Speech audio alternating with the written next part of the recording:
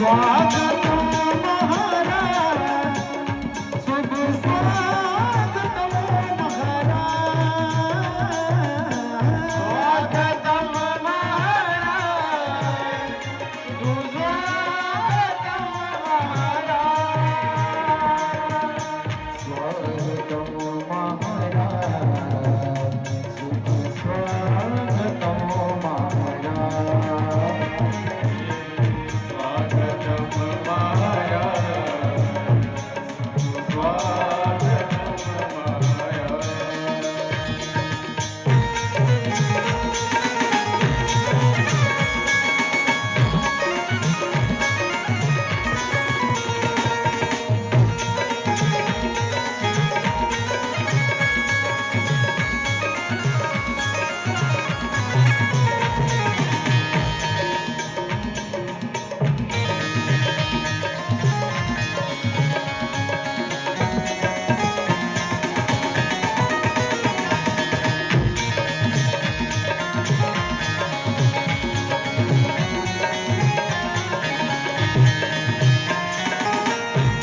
स्वागतम शुभ स्वागतम, स्वागतम महाराज, स्वागतम शुभ स्वागतम, स्वागतम महाराज, स्वागतम शुभ स्वागतम, स्वागतम महाराज,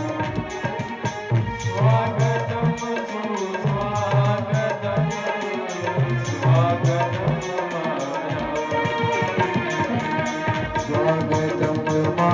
महाराज, शुभ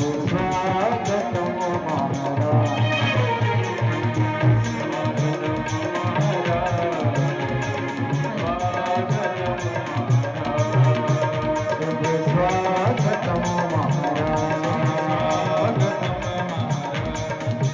शुभ स्वागतम महाराज।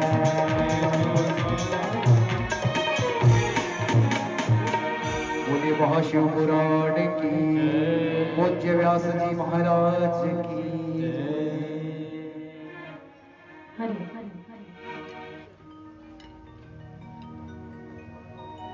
हरि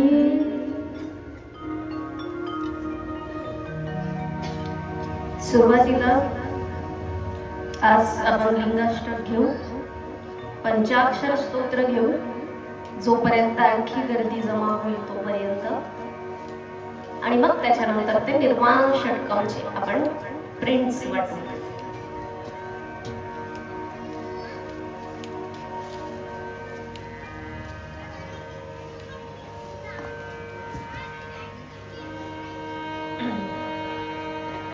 हरी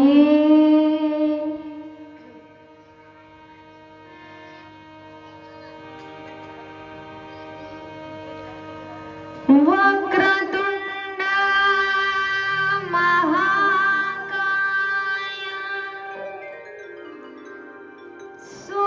सूर्यकोटि समप्रभा,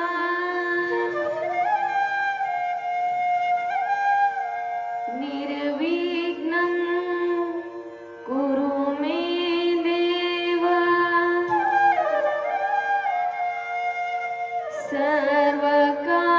सर्वकार्येषु सर्वदा।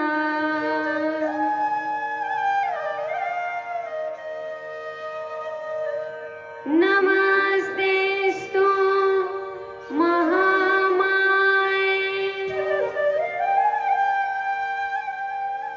श्रीपीठे सुरपूजिते,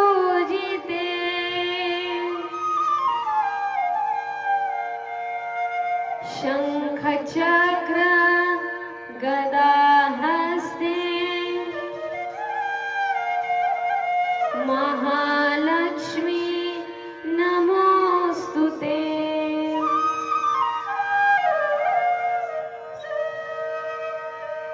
सरस्वती नमो नित्यम्, भद्रकाले नमो नमः, वे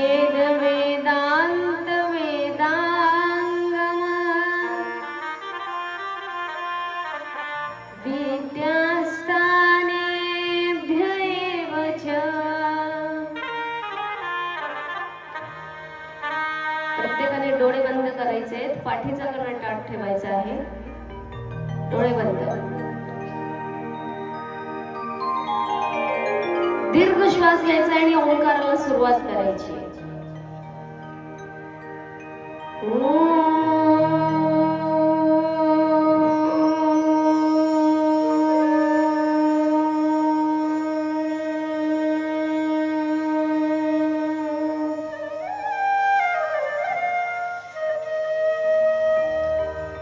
पुन्हा दीर्घ श्वास घ्यायचा आहे.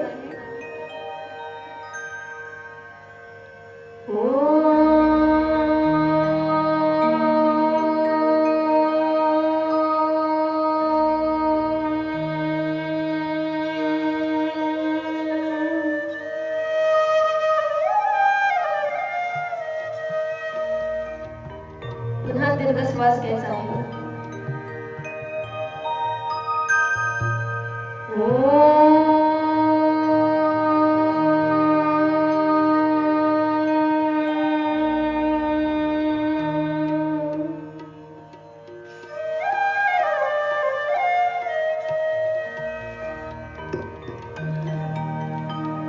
महादेवाचं सर्वश्रेष्ठ असणारं स्तोत्र आणि महादेवाचा सर्वश्रेष्ठ असणारा मंत्र ओम नमः शिवाय याच्यावर निर्मित असलेलं पंचाक्षर स्तोत्र.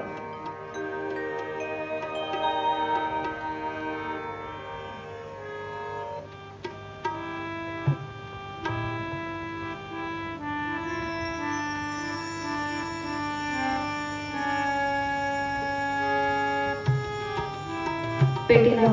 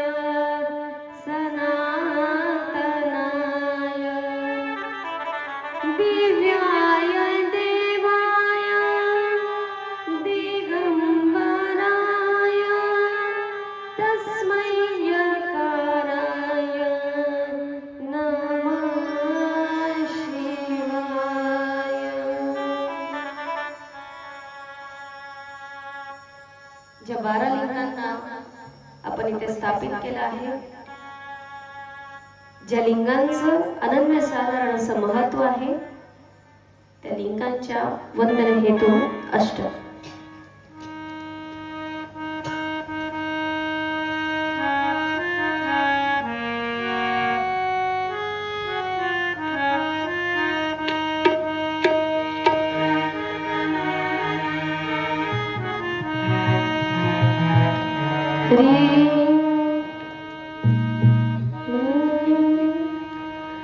ब्रह्म मुरारी सुरजितलिंगम निर्मल भासित शोभितलिंगम. ब्रह्म मुरारी सुरजितलिंगम निर्मल भासित शोभितलिंगम. जन्म दुःख विनाशकलिंगम तत्प्रणमामि सदा शिवलिंगम. जन्म दुःख विनाशकलिंगम तत्प्रणमामि सदा शिवलिंगम.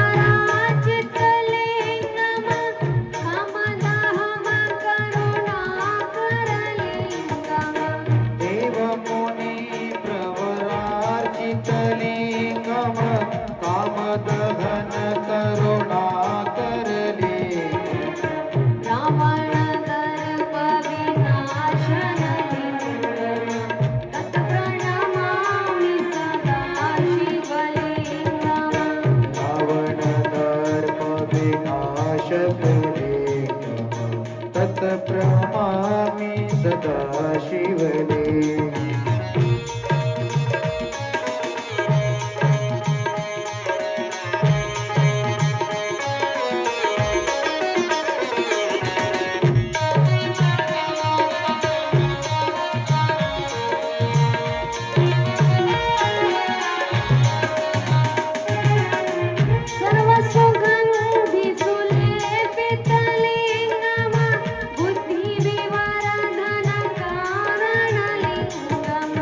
सर्व सुगंध सुलेपितलिंगम बुद्धिविवर्धन कारणलिंगम.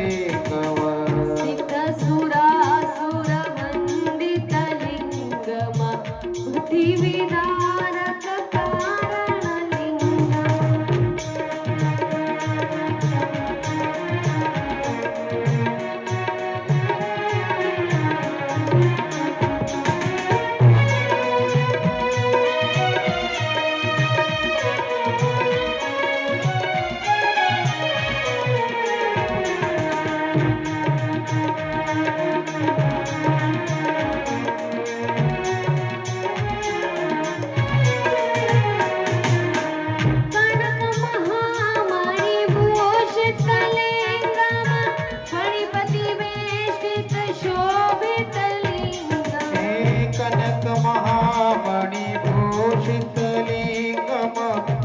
पतिवेष्टित शोभितलिंगम.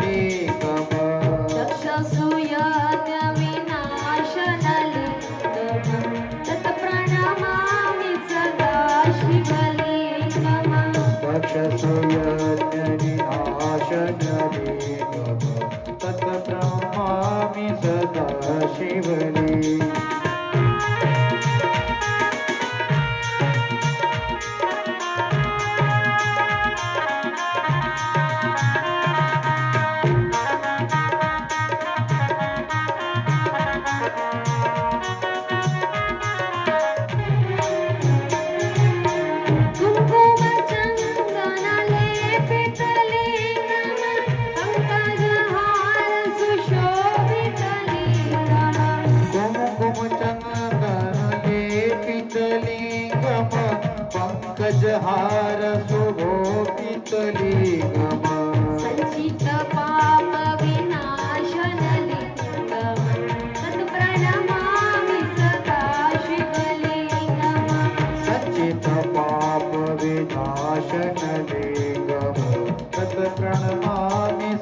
सदाशिवलिंगम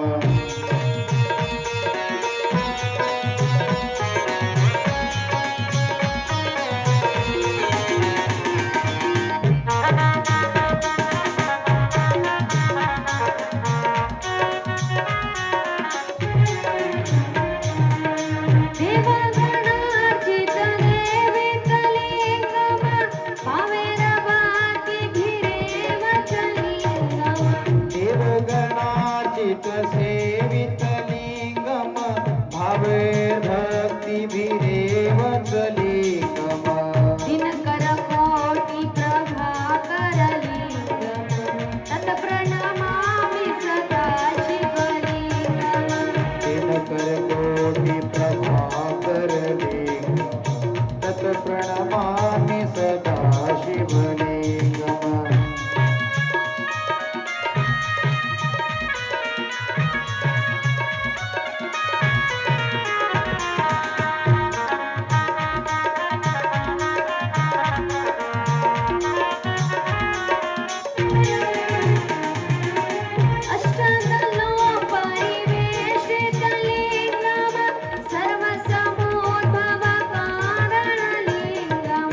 अष्टतलो परवेष्टित लिंगम सर्वसमोद्भव कारण लिंगम अष्टदरिद्र विनाशित लिंगम तत्प्रणमामि सदा शिवलिंगम अष्टदरिद्र विनाशन लिंगम तत्प्रणमामि सदा शिवलिंगम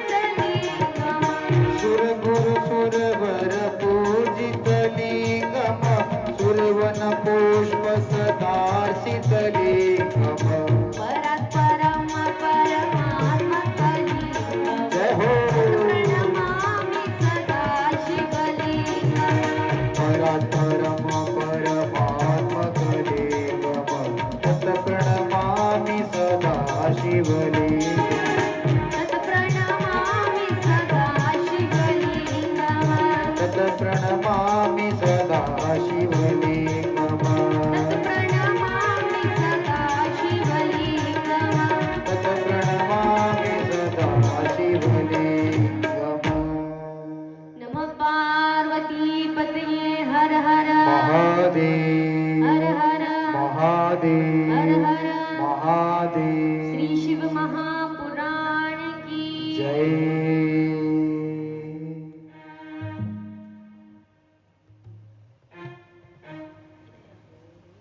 एकाने यायचं आहे हे एक दुसऱ्यामध्ये वाटून घ्यायचं आहे वाटून कुठं कमी पडलं की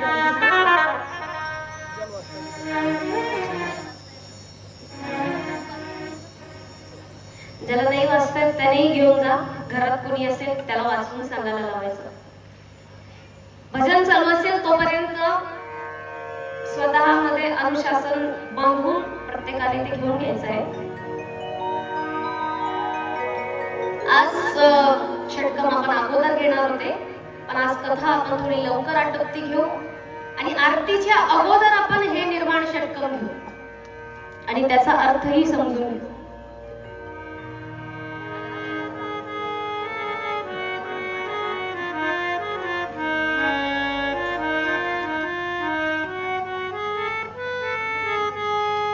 हरी हरी विश्वविधाता हे जगन्नाथा विश्वविधाता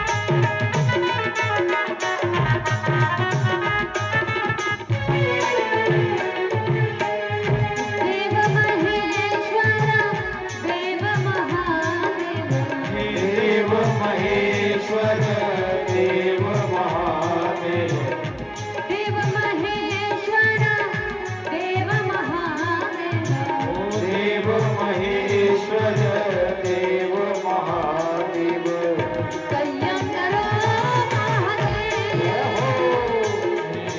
कल्याण करो महादेव कल्याण करो महादेव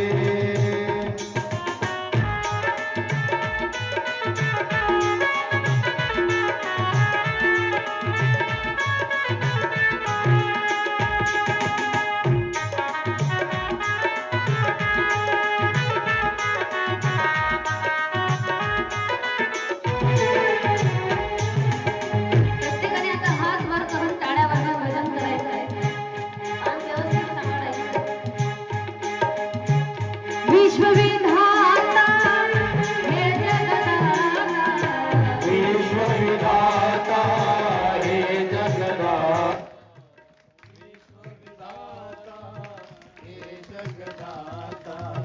कल्याण करो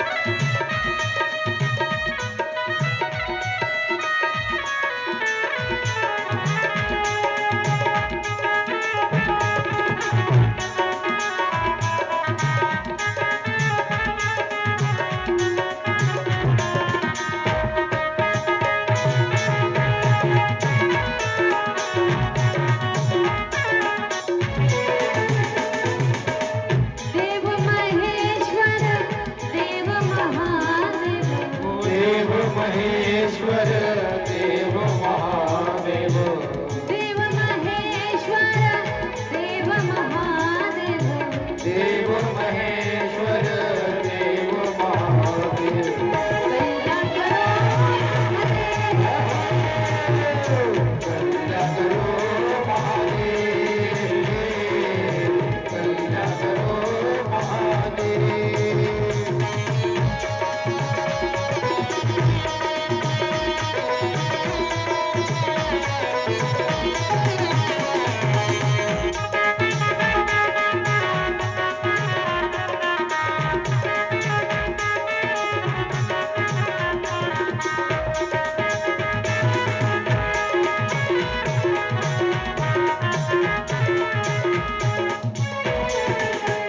विश्वविधाता हे जगदाता विश्वविधाता हे जगदाता विश्वविधाता हे जगदाता विश्वविधाता हे जगदाता कल्याण करो महादेव कल्याण करो महादेव कल्याण करो महादेव कल्याण करो महादेव कल्याण करो महादेव कल्याण करो महादेव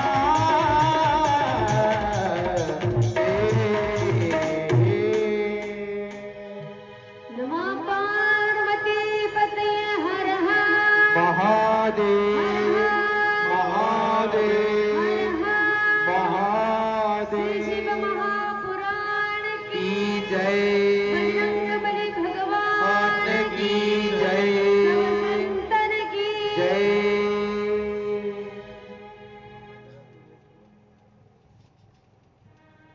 जो आपल्याला बुद्धी प्रदान करणारा आहे तो श्री गणेश, जिच्यामुळे हा पाणी आलं. चला, ज्याला ज्याला पाणी भरायचं ते पटकन जाऊ शकतात. जो जी करता धरता स्त्री आहे, पाणी भरणं फक्त तिच्यावरच अवलंबून आहे. तिच्याशिवाय पाणी जर नाही भरलं गेलं तर सगळे तहानलेले राहतील. अशा स्त्री जाऊ शकतात. किंवा तुमच्या घरी जर कोणी पर्यायी उपाय असेल तर त्यांनी तेच थांबायचंय.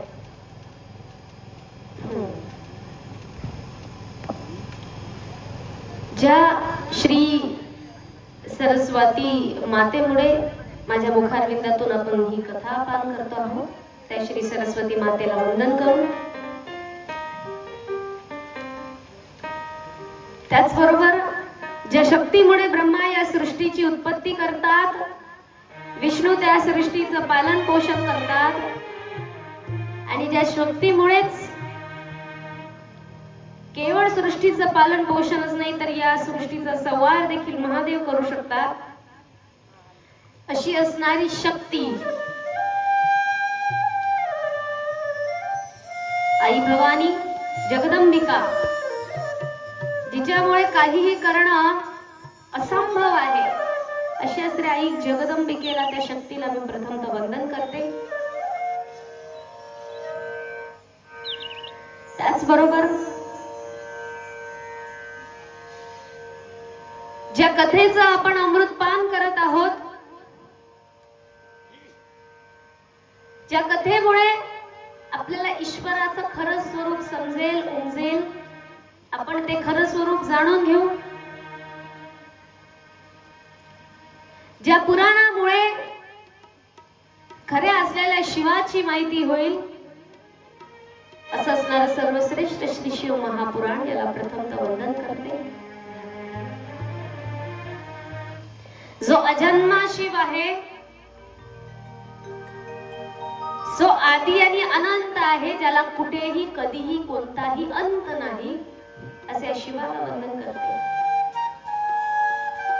आजचा आपल्या कथेचा 6वा दिवस. कोणता? 6वा दिवस. आणि हा 6वा दिवस आपल्याला आणखी महादेवाच्या स्वरूपापर्यंत नेण्याचा प्रयत्न करतोय.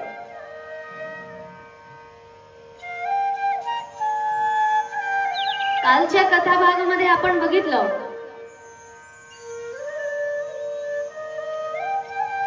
काय बघितलं?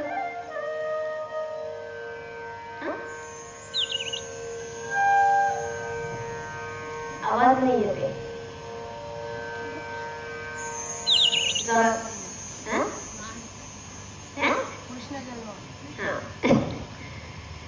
श्रीकृष्ण जन्म बघितला, पण श्रीकृष्णाच्या जन्म कथेमध्ये महादेवाचं काय योगदान होतं?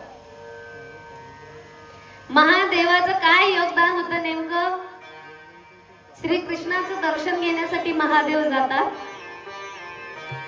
आणि महादेव गेल्यानंतर माता यशोदा त्यांना काही दर्शन घेऊ देत नाही, ते पुन्हा वापस येतात. आपण सर्व वयातले कृष्ण इथे बघितले, कृष्णाचा सार बघितला, आणि मग महाराज बघितले की महादेवालाही वाटतं श्रीकृष्णाच्या स्वरूपाचं दर्शन घ्यावं. पण असं असतं की तिथे सर्व स्त्रिया असतात, एकटा पुरुष श्रीकृष्ण असतो, दुसरे कुठलेही पुरुष तिथे अलाउड नसतात. फक्त आणि फक्त तिथे श्रीकृष्ण एकटा पुरुष, बाकी सगळ्या स्त्रिया.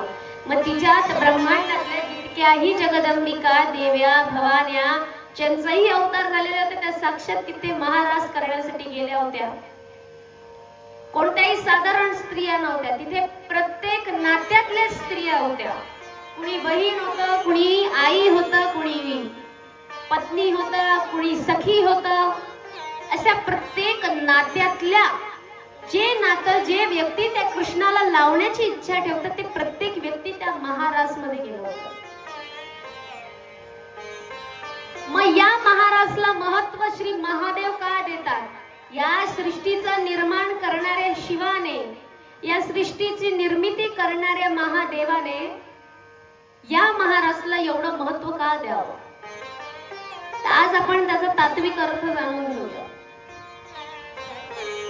आणि हाच तात्विक अर्थ आपल्याला समजावून देईल की श्रीकृष्ण आणि महादेवाचं नातं कसं होतं.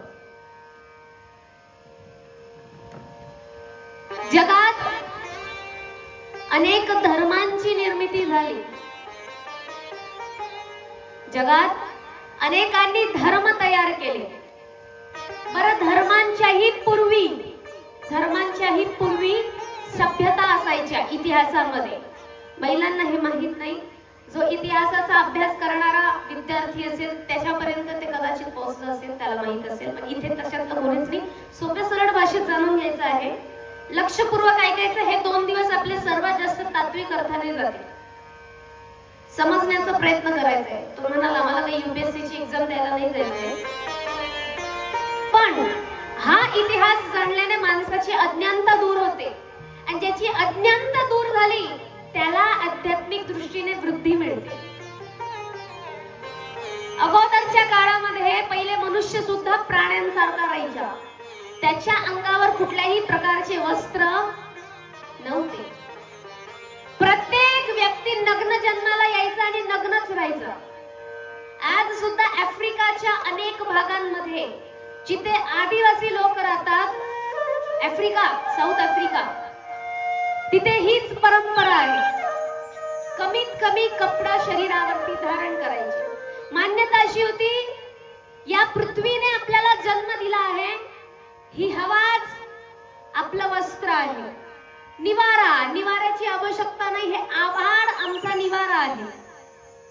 खाण्यापिण्याचं काय, तर त्या काळामध्ये कुठलाही शिकार करायचा त्याला न शिजवता न पकवता खाल्लं जायचं.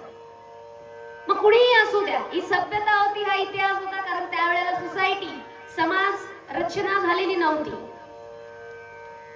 मग अनेक सभ्यतांची निर्मिती होते. लोक स्वतःचे छोटे छोटे ग्रुप्स, छोटे छोटे समूह तयार करायला लागतात. त्या समूहांची निर्मिती व्हायला लागली. त्या निर्मितीमध्ये ठरवण्यात आलं कोण शिकारीला जाणार, कोण अन्न आणणार आणि घराची रक्षा कोण करणार. प्राण्यांमध्ये सुद्धा तसंच आहे. सिंह आणि सिंहिणी, जर तुम्हाला माहित असेल, सिंह कधीच शिकारीला जात नाही. सिंह कधीच शिकारीसाठी जात नाही. शिकारीसाठी कोण जातं? सिंहिणी जातं. सिंहिणी म्हणजे काय? ज्या वाघीण असतात त्या शिकारीसाठी जातात. वाघ आणि वाघीण वेगळं झालं नाही, सिंह आणि सिंहिणी वेगळं झालं. सिंह समजला, देवी याच्यावर बसते, ज्याला एवढे केस असतात तो सिंह. मग सिंहिणी ज्या आहेत त्या सिंहिणी शिकारीसाठी जायच्या आणि सिंह काय करेल? परिवाराचं रक्षण करेल. तो कसा बसेल. पुढे आणखी सभ्यता निर्माण झाली. इंडस व्हॅली सिव्हिलायझेशन असं इंग्रजीत ज्याला नाव आहे, मेसोपोटामियन सिव्हिलायझेशन, अशा पहिले सभ्यता निर्माण झाल्या. आपल्या भारताची जी पहिली सभ्यता होती हिमालय पर्वताकडे, तिला इंडस व्हॅली सिव्हिलायझेशन म्हणतात. तर त्या सभ्यतेमध्ये मातृसत्ता सभ्यता होती. मातृसत्ता सभ्यता म्हणजे काय माहिती आहे? एक स्त्री घराची करता धरता होती. म्हणजे मेन मालकीन कोण राहणार? आई, त्या परिवारातली. ती घरात बसणार. सर्व लोक, तिचा पती सुद्धा पहिले तिच्याशी चर्चा करणार, विचार विनिमय होणार आणि मग नंतर पुढे निर्णय घेतला जाणार. मग घरातली करता धरता कोण राहील? आई, म्हणजे ती स्त्री. अगोदर होती मातृसत्ता आपल्या भारताच्या वर हिमालय पर्वतांकडे. तिथे आपल्याला आजही आढळून येतात कोरीव असलेले मोठे मोठे असे स्टॅच्यू, जिथे दाखवलं जातं की स्त्रीला किती महत्व आहे. हळूहळू अनेक सभ्यतांची निर्मिती झाली. मग फार ज्ञानी लोक निर्माण झाले. ज्या ज्ञानी लोकांनी ठरवलं की पुरुषाचं वर्चस्व दिसलं पाहिजे. कुणाचं? पुरुषाचं. स्त्रीचं वर्चस्व थोडंसं स्त्रीने आपलं ऐकून राहायला हवं. साहजिक आहे, कुठलाही राज्य शासित करताना एखादा राजकारणी असेल, एखादा देश चालवताना राज्याचं शासन करणारा राजा असेल, त्याला काय वाटणार, सगळे आपल्या हाताखाली काम केले पाहिजे. ही बुद्धिमत्ता प्रत्येक मनुष्याची, तिच्यात पुरुषाची निर्मित झालेली ही बुद्धिमत्ता. पुरुषाला वाटावं की तो सक्षम असल्या कारणाने त्याच्या हाताखाली सर्व नांदायला हवं. तुम्हाला मी सांगते एक उदाहरण. सायंटिस्ट लोकांनी मोठं एक्सपेरिमेंट केलं. मुली आणि मुलामध्ये काय भेद आहे. वयाच्या 11व्या 12व्या आणि 14व्या वर्षापासून शारीरिक बदल होण्यास सुरुवात होते मुलगामध्ये आणि मुलीमध्ये. पण त्याच्या अगोदर जर तुम्ही मुलाला आणि मुलीला सारखं वागवाल तर तुम्हाला समजणारच नाही कोण मुलगा आणि कोण मुलगी आहे. मग मुला मुलीमध्ये कुठल्याच प्रकारचा भेद नसतोच. मुळात भेद असतो तो फक्त देहाचा. आणि त्या देहाचाही भेद कशासाठी असतो. या सृष्टीचा विस्तार होण्याकरिता बस. त्याच्या व्यतिरिक्त त्या देहाचं काहीच काम नाही. त्याच्या व्यतिरिक्त देहाचं काहीच काम नाही. मोठ्या मोठ्या स्वार्थी लोकांनी हे जाणलं, समजलं. जसं त्यांना जाणवलं स्त्री फक्त भोगाची सामग्री. स्त्रीचं काम काय, मुलं बाळ जन्माला घालणे, ते वाढवणे, त्यांचं पालन पोषण करणे आणि त्याच्यानंतर परिवाराला सांभाळणे. हे नंतर परिवार वगैरे वगैरे लावण्यात आलं. पण जर तुम्ही नाते संबंध आणि परिवार जर बाजूला काढून टाकाल तर स्त्रियांचं काम कशासाठी येतं, एक गुलाम म्हणून. स्त्री काय आहे, समोरच्याची फक्त एक गुलाम आहे. तो सांगेल उठ तर उठायचं, तो सांगेल बस तर बसायचं. अशा हिशोबाने त्या इंडस व्हॅली सिव्हिलायझेशन नंतर, सभ्यतेनंतर सुरुवात झाली. अगोदरच बोलले मी, ज्या वेळेला कुठलाही धर्म रचलेला नव्हता, काहीच नव्हतं, तेव्हा सर्व नग्न अवस्थेमध्ये राहत असायचे. नंतर पुन्हा ज्या वेळेला मनुष्यांना समजायला लागलं, मग झाडपाला लावायला लागले. कदाचित तुम्ही बघितलं असेल कुठल्या पिक्चर मध्ये, ऍडव्हर्टाइज मध्ये. पालांनी मग स्वतःच्या देहाचं रक्षण करायचं, झाकायचं. त्यातही स्त्रिया वेश धारण करताना फक्त स्त्रियांनी कमरेला झाकायचं. पहिले वरची तर इथपर्यंत पूर्ण जी छाती आहे ती उघडीच असायची. ही परंपरा होती. कुणी म्हणेल की माय हे काय, इतिहास आहे. आणि तुम्ही जर अजिंठा पासून तर अनेक लेण्यांमध्ये गेले तर तुम्हाला कोरीव चित्र सांगतील की इतिहासामध्ये अशीच पद्धत होती, जेव्हा कुठलाही धर्म वगैरे काहीच नव्हतं. त्यानंतर पुढची निर्मिती होते, पुढची प्रगती होते. मग त्याच्यानंतर स्वतःची छाती झाकण्याचा प्रकार सुरू झाला आणि ती झाकण्यासाठी निर्माण झाले अनेक प्रकारचे कापड. भारतात एक असाही इतिहास घडलेला आहे की जी ही व्यक्ती खालच्या जातीत जन्माला येणार त्या स्त्रीला ब्लाउज किंवा स्वतःची छाती झाकण्याची परवानगी नव्हती. आता आपल्याला हे फार शुल्लक वाटेल की अरे हा काय इतिहास आहे, काय नाही. हा चालूचा 16व्या शतकातला हा इतिहास आहे. तुम्ही जर काली मातेचे फोटो पाहिले असाल ना, तर काली मातेच्या शरीरावरती कुठल्याही प्रकारचं ब्लाउज नसतं. काली मातेच्या शरीरावरती ब्लाउज वगैरे काहीच नसतं, शरीर ढाकलेलं नसतं. पण फक्त सामान्य जनतेच्या वश तेही शरीर ढाकलं जातं. हा इतिहास मी काय सांगते, पुढच्या कथा ऐकताना तुम्हाला हा इतिहास समजेल की याचा अर्थ काय. पचण्यासाठी थोडा अवघड आहे, ज्या समाजात किंवा ज्या लोकांमध्ये वावरतो आपण, पण ऐकून घ्यायचंय. मग हळूहळू ब्लाउजची परंपरा निर्माण झाली. त्याच्यानंतर काष्ट्याची परंपरा निर्माण झाली फक्त महाराष्ट्रात.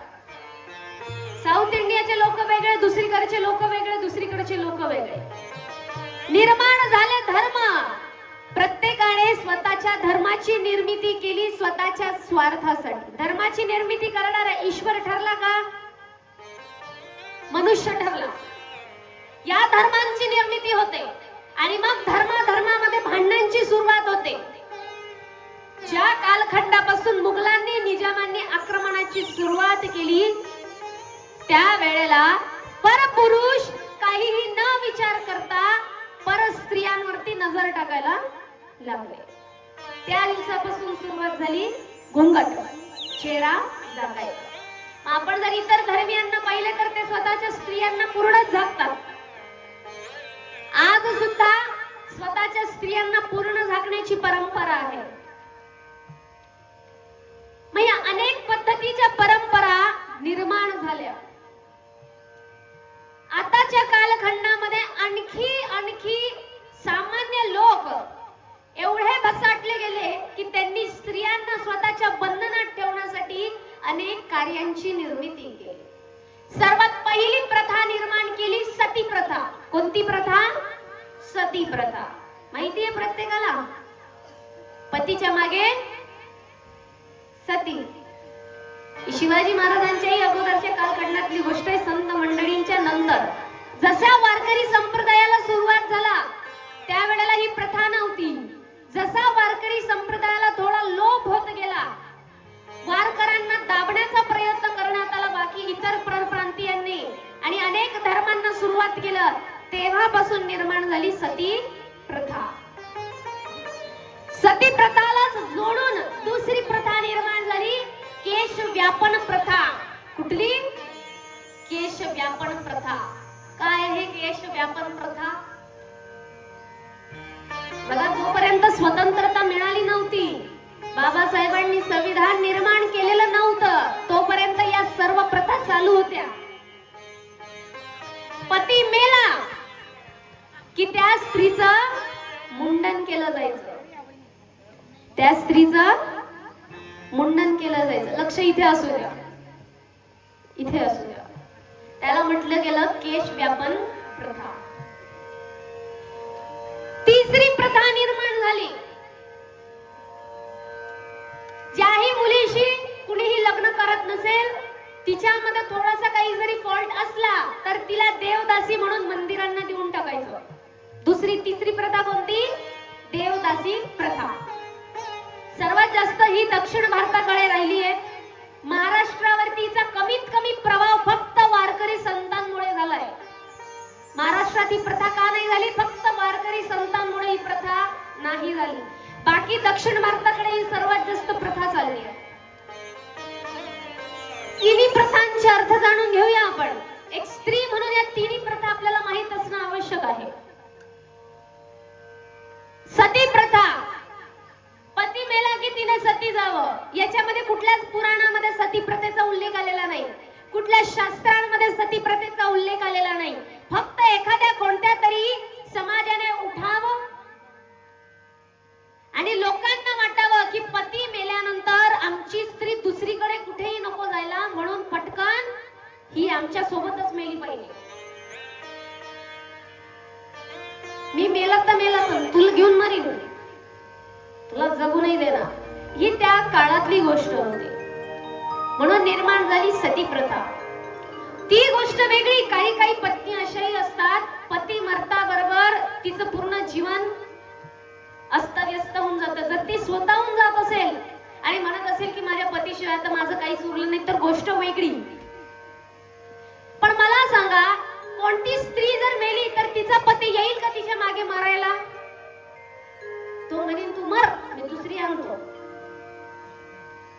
मला काय कमी आहे. त्या काळामध्ये होते 4-4, 5-5 लग्न, 8-8 लग्न है ना. त्या काळातली लग्नांची पद्धतच वेगळी होती. तेव्हा सगळं कॉमनच असायचं. पण महिलांवरती किती अन्याय अत्याचार आहे बघा.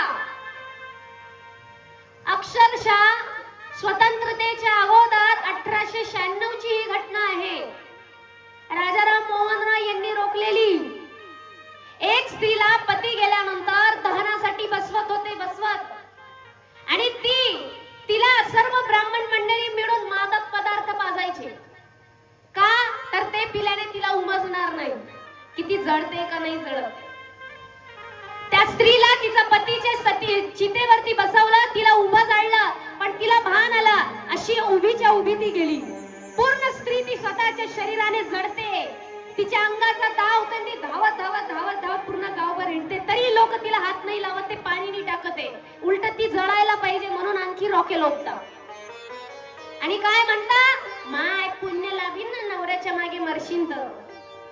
हे कसलं पुण्य? जाणणारे लोक केवढं महापाप करताय हे त्यांना माहिती तरी आहे का? हे महापाप जाणणाऱ्यांनी केलं. म्हणूनच त्याच्यानंतर एवढे सगळे युद्ध झाले आणि असे लोक महामारीमध्ये मेले ना भारतात त्या कालखंडात की काय सांगू. कारण पापच एवढे करायचे स्त्रियांना त्रास देऊन. मुघलांनी निजामांनी जेवढे त्रास दिले नाही तेवढे स्वतःच्या नवऱ्यानेच त्रास दिले. स्वतःच्या खानदानाने आणि स्वतःच्या परिवाराने आणि समाजाने त्रास स्त्रियांना जास्त दिले आहे. मग ही होती सती प्रथा.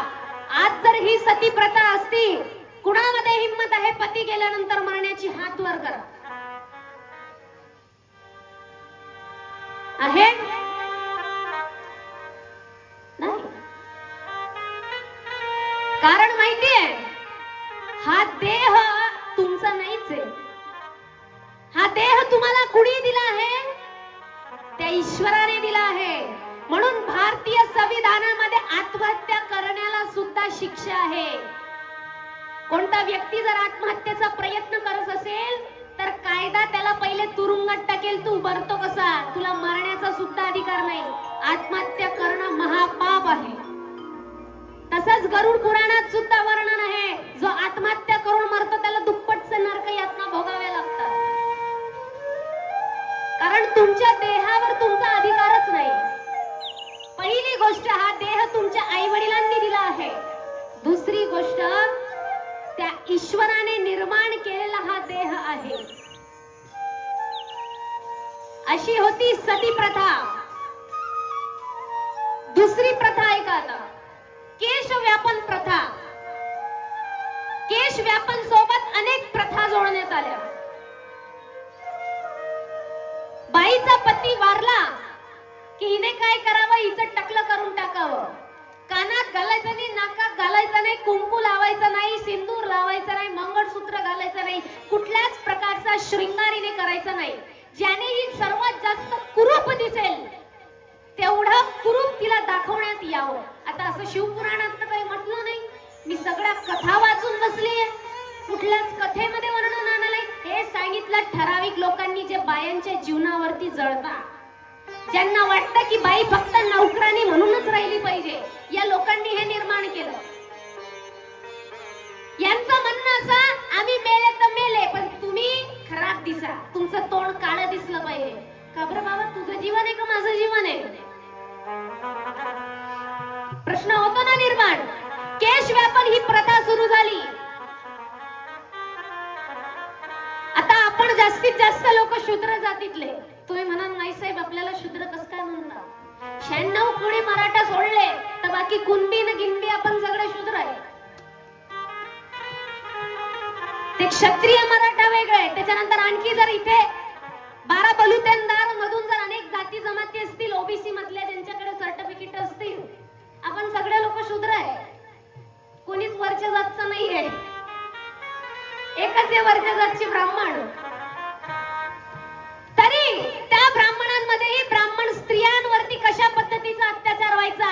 ब्राह्मण स्त्री जरी विधवा झाली तरी तिला केश व्यापन करावे, तिने केस काढून टाकावे, तिने टकली होऊन जावे आणि लाल रंगाचेच कपडे परिधान करावे. त्याच्या व्यतिरिक्त परिधान करू नये. त्यानंतर शूद्र स्त्रियांना सांगण्यात आलं, फक्त पांढऱ्या रंगाच्या साड्या नेसा,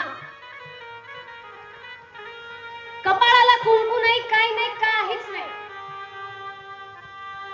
शृंगार करायचा नाही. जितकं फिक्क दिसता येईल, जितकं आकर्षित कमी दिसता येईल तितकं कमी आकर्षित दिसायचं.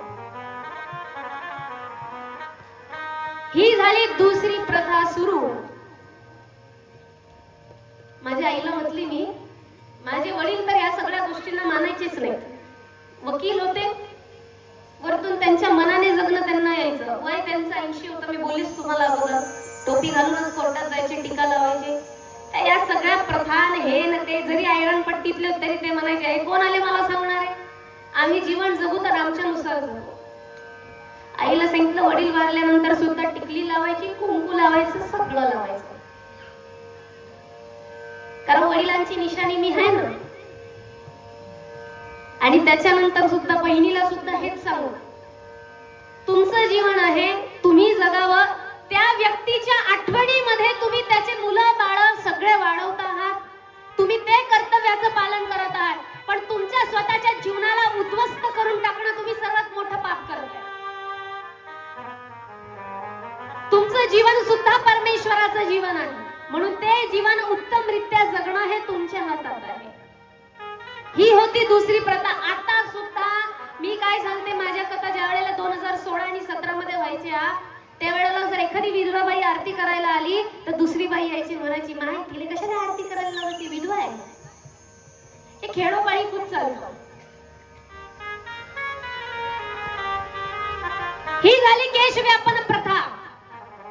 त्याच्यानंतर सुरुवात होते तिसरी प्रथा. महात्मा ज्योतिबा फुले यांचं नाव तर प्रत्येकाने ऐकलंच असेल, है ना.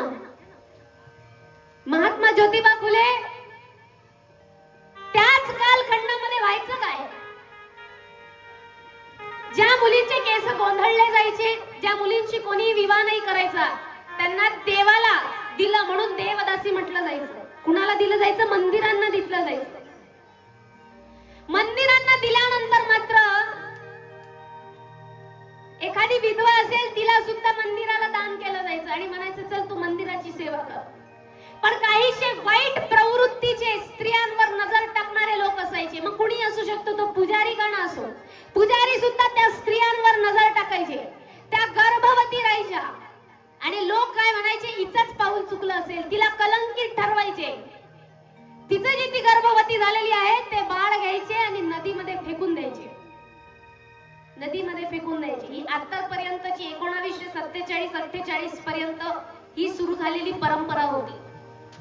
आपण सभ्यतेमध्ये जगणारे आहात म्हणून आपल्यापर्यंत खूप कमी पोहोचली, पण फार अगोदरच्या काळात ह्या परंपरा असायच्या. महात्मा फुलेंनी बाल प्रतिबंधक गृह निर्माण केलं. जी ही स्त्री देवदासी असेल किंवा विधवा असेल, तिच्यावरती जर गावातल्यांनी कुणी वाईट नजर टाकली आणि ती जर गर्भवती राहिली असेल तर तिचं नाव न सांगता तिने त्या सर्व बालकांना आमच्या गृहामध्ये आणून सोडावं. तिचं नावही सांगणार नाही, तिचं मुलं हेही सांगणार नाही, आणि त्या मुलांना वाढवण्याचं काम महात्मा ज्योतिबा फुले यांनी केलं. महात्मा ज्योतिबा फुले यांनी दुसरी गोष्ट जी निर्माण केली, ती दुसरी गोष्ट म्हणजे विधवा स्त्रियांचा विवाह. जी कमी वयामध्येच विधवा झाली आहे, काही 22व्या वर्षी, 28, 30, 34, 40, कमी वयामध्ये जी स्त्री विधवा झाली आहे तिला सुद्धा तिचं पुढचं जीवन जगण्याचा अधिकार आहे. तिने का तिथे स्थित राहावं आणि तिने तिथे का थांबावं. म्हणून महात्मा फुलेंनी पुढची परंपरेला म्हणजे पुढच्या क्रांतीला सुरुवात केली.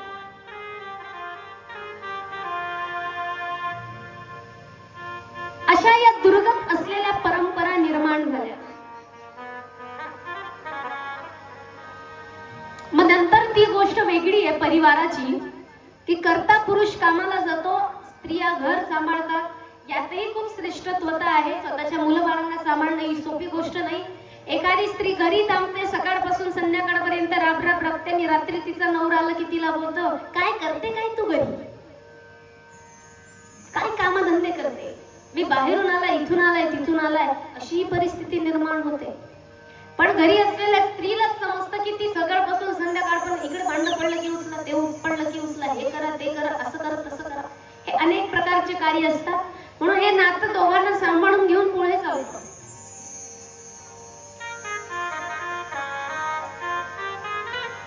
पुढची परंपरा लोकांनी निर्माण केली, दुर्गत असलेली, जी भारताच्या रक्तामध्ये रुजलेली आहे.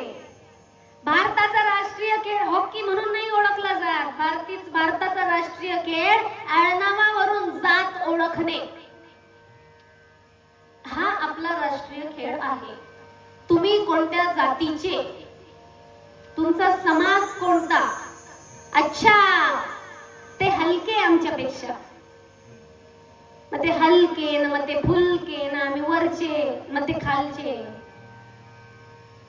हे अशा पद्धतीची आपल्या रक्तात, डायरेक्ट रक्तात भरलेला डीएनए तो आपला भारतीयांचा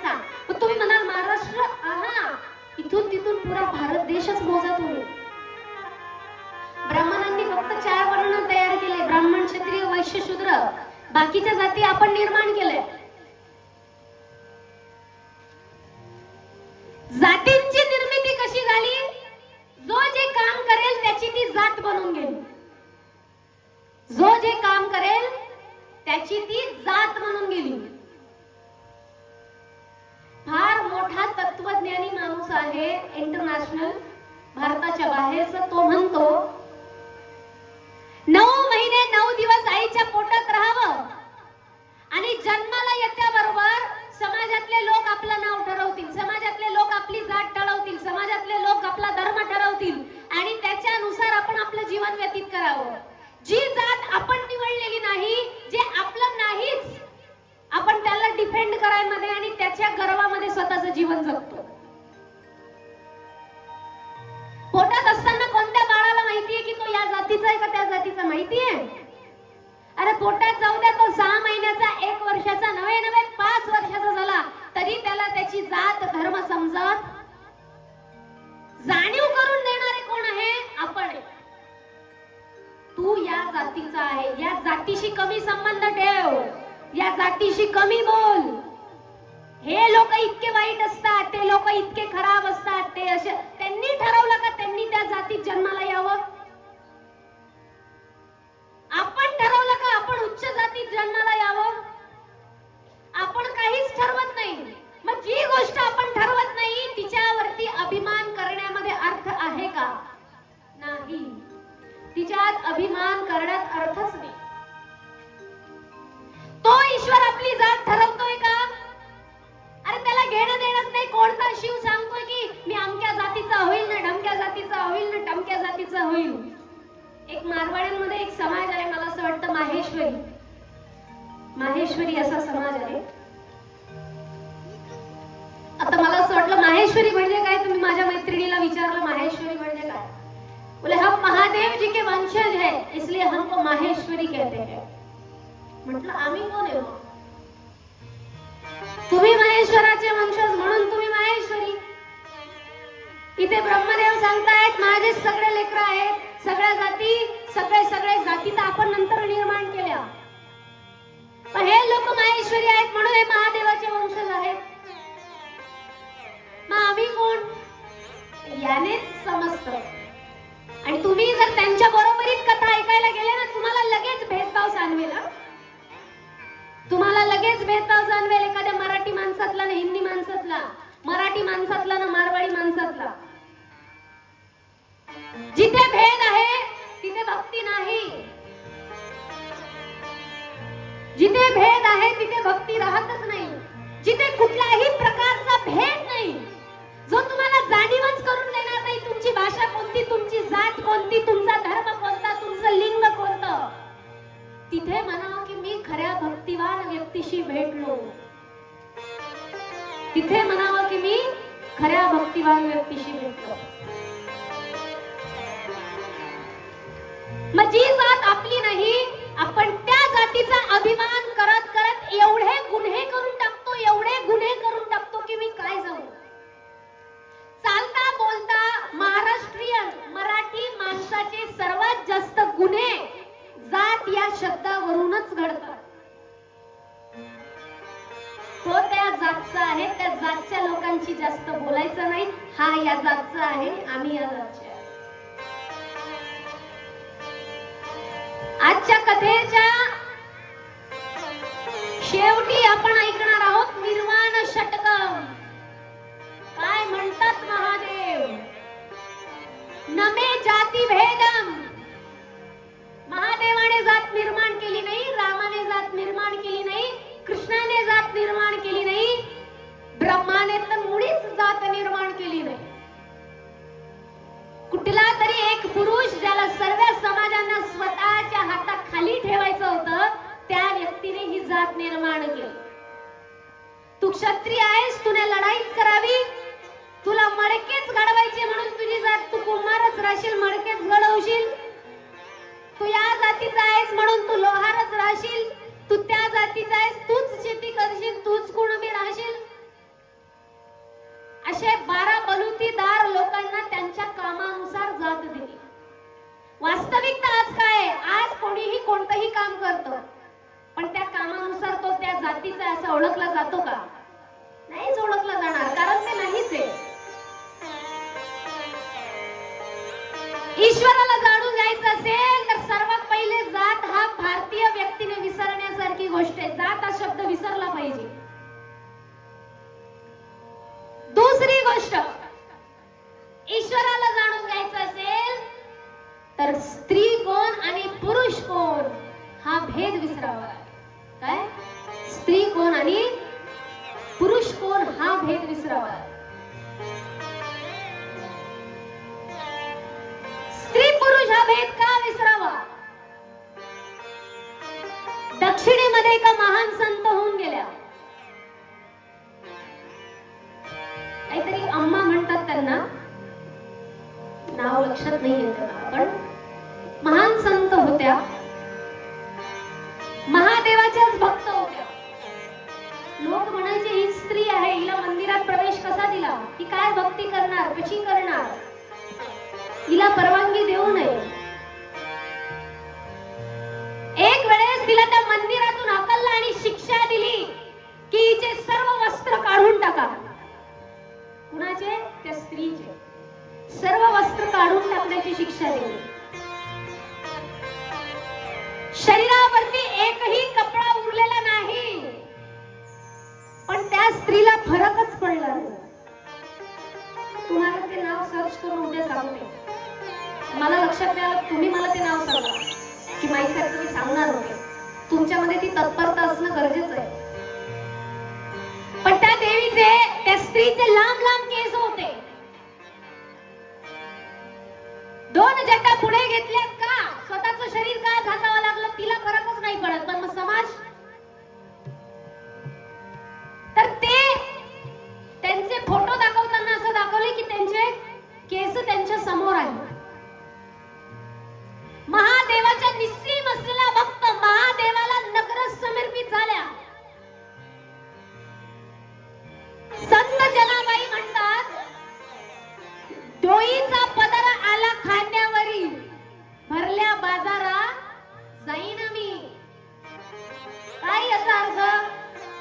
लोक जनाबाईंना नाव ठेवायचे, माय काय बाई आहे, काय भक्ती करते, काय भजन करते, हिला काही लाड, इथे कृष्णाचे कपडे चोरणारी, पंढरपुरात जाऊन चोरी करणारी, हिला येऊ द्यायचं नाही. जनाबाईंची भक्ती कशी होती? जनाबाई क्रांतिकारी अभंग म्हणतात, छाती ठोकून म्हणतात, डोईचा पदर आला खांद्यावर, माझ्या डोक्यावरचा पदर जरी माझ्या खांद्यावर आला, मी कोणत्याच नातेवाईकांना, समाजाला, भावबंदकीला, 4 लोकांना घाबरत नाही. डोईचा पदर आला खांद्यावरी, भरल्या बाजारात जाईन मी, पूर्ण बाजारात जाईन आणि त्या विठ्याचं, त्या पांडुरंगाचं मी भजन करेन. असेल कोणात हिम्मत तर माझ्या समोर येऊन दाखवा. याला म्हटली जाते भक्ती. ज्याचा स्वतःच्या देहालाच तो देह समजत नाही. भक्तीची ही सर्वात शेवटची स्टेज आहे. आणि स्त्रियांमध्ये वैराग्य लवकर निर्माण होतो. ही सर्वात शेवटची असलेली स्टेज, ज्या दिवशी तुमच्या देहाला तुम्ही देह समजणार नाही, काही जरी झालं तर त्या संत अम्मांप्रमाणे जरी ती स्त्री नग्न असली तरी तिला देहाचं भान राहिलेलं नाही, फरकच पडत नाही. 4 लोक कोण आणि कोणते आणि काय, हे कोण आहे? ब्रह्मांडातले चिरकुट, ज्यांना काहीच तथ्य नाही. अशा भक्तीला जेव्हा आपण पार करतो त्यावेळेला तिला शिवभक्ती म्हटलं जातं आणि शिवाशी आपण सम्मिलित होतो. तशीच भक्ती आपण आता एका भजनावर करूया. पावल्या टाकून त्या भगवंताशी एक सम्मिलित होऊया.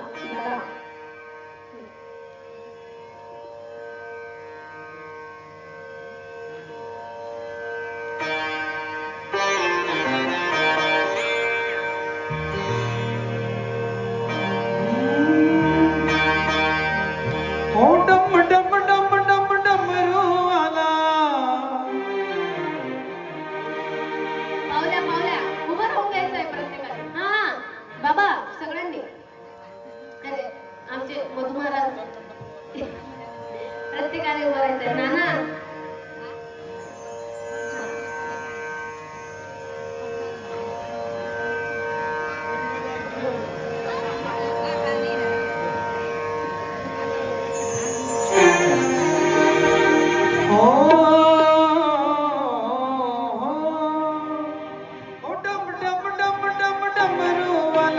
पार्वती पैलास कैलासवाला शंकरा शंकरा शरण आलो तुला न दर्शन दे रे मला शंकरा शरण आलो तुला न दर्शन दे रे मला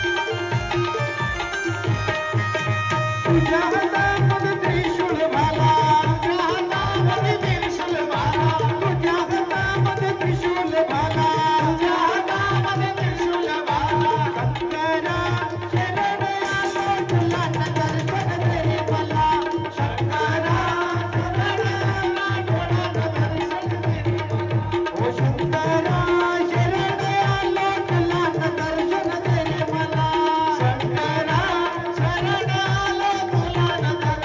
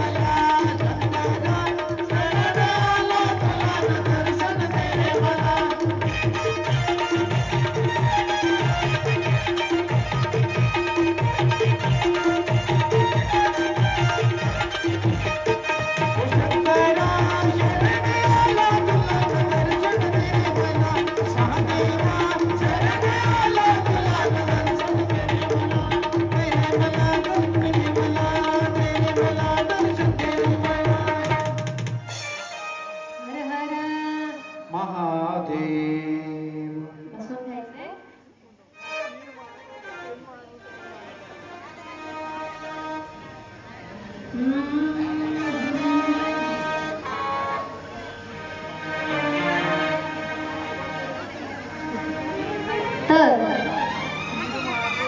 एवढ्या मी प्रथा कुप्रथा सांगितल्या, देवापासून आपल्याला दूर करणाऱ्या 3 गोष्टी सांगितल्या. सर्वात पहिला स्त्री पुरुषाचा भेद, लिंगभेद. दुसरा जात हा शब्द. तिसरा त्याची टिंगलटवाळी करणे, याला त्याला नावं ठेवणे, स्वतःचं न पाहता दुसऱ्याचं पहिले पाहणे. ही झाली तिसरी गोष्ट. या 3 मुख्य गोष्टी आपल्याला ईश्वरापासून दूर करतात. मग आता महाराजचं वर्णन करण्यात आलं, जिथे महादेव म्हणतायत मला कृष्णाचं रूप पाहिजे. अगोदरच्या काळामध्ये एवढ्या लेवलची अज्ञानता होती की महादेव आणि कृष्णाचे भक्त यांच्यामध्ये भेद होता. आपल्या भारतात 3 पंथ राहिले. पहिला वैष्णव पंथ, ज्यांना वैष्णव, विष्णूचे भक्त आहेत किंवा पांडुरंगाचे भक्त आहेत त्यांना म्हटलं जातं वैष्णव. दुसरे आहेत शैव, जे शिवाचे भक्त आहेत, जे महादेवाचे भक्त आहेत त्यांना म्हटलं जातं शैव. तिसरे आहेत शाक्त, जे देवीचे भक्त आहेत, जे शक्तीची पूजा करणारे आहेत ते झाले शाक्त. लोकांनी या तिघींमध्येही भेद निर्माण केला. जे आडवा टीका लावतील